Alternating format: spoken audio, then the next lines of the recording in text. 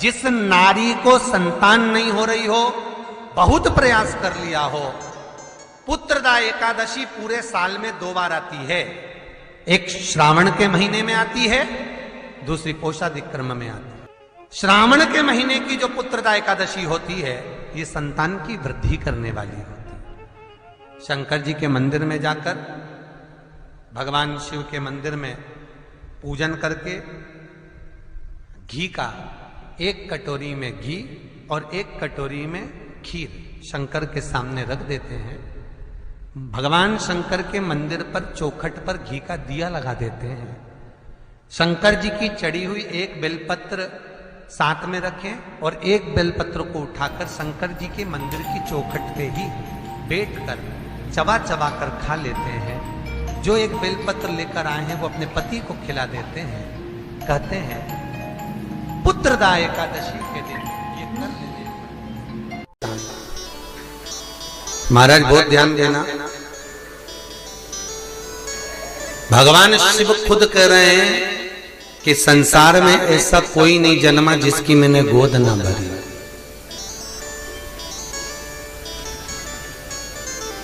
कई लोग कहते हैं महाराज जी औलाद नहीं है, संतान नहीं है, बच्चे नहीं है।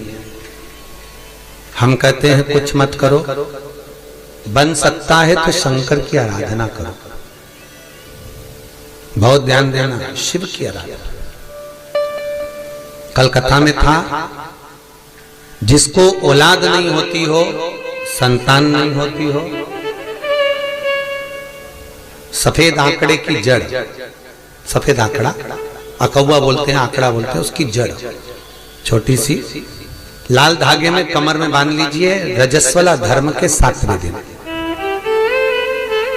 श्री तुमरुका जी का नाम लेकर, जिन्होंने शिव महापुराण की कथा बाची है, उन तुमरुका जी का नाम लेकर शिव जी पर से 21 बार उतारिए, 7वें दिन वो कमर में बांध लीजिए। महाराज, नारी का गर्भ ठेठ जाता है।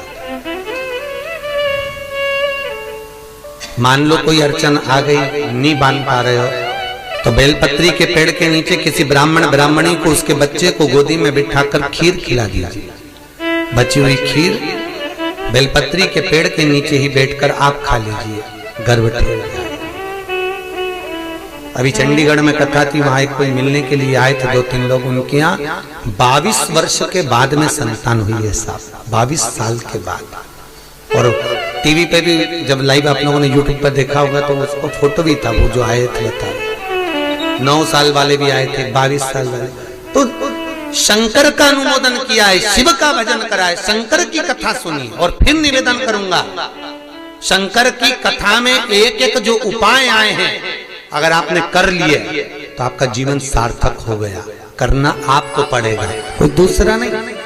स्वयं खाओगे तब पेट भराएगा, थाली रखकर बैठने से पेट नहीं भराएगा। कई लोग हम राहु के जाप कर देते हैं, तुम्हारे को फायदा मिल जाएगा। हम केतु के जाप कर देते हैं, आपको फायदा मिल जाएगा। हम इसका अनुष्ठान कर देते हैं, तुमको फायदा मिल जाएगा। शिव महापुराण की कथा कहती है, स्वयं खाओगे तो स्वयं का पेट भराएगा।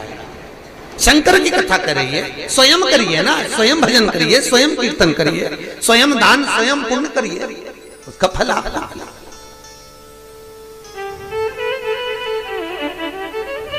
हम शनि के जाप कर देते हैं आपके, हम राहु के जाप कर देते हैं आपके, हम केतु के जाप कर देते हैं आपके, और आपको फायदा मिल जाएगा। शिव महापुराण कहती है ये फालतू है। शंकर की कथा कहती है आप स्वयं 1 लोटा पानी चढ़ा कर आइए। आप स्वयं, बेलपत्री नहीं है, शंकर पे से चढ़ी हुई बेलपत्र उठाकर धोकर वापिस चढ़ा दीजिए। स्वयं करिए, सुता। तुम खाओगे तो तुम्हारा पेट भराएगा और पड़ोसी खाएगा तो, अरे बोलो जम के, पड़ोसी। तुम करो, स्वयं करो। श्री शिवाय नमस्तुभ्यम। हर हर महादेव। गुरुजी द्वारा बताए गए उपाय को विश्वास के साथ जरूर करें और कमेंट में श्री शिवाय नमस्तुभ्यम जरूर लिखें। Thanks for watching.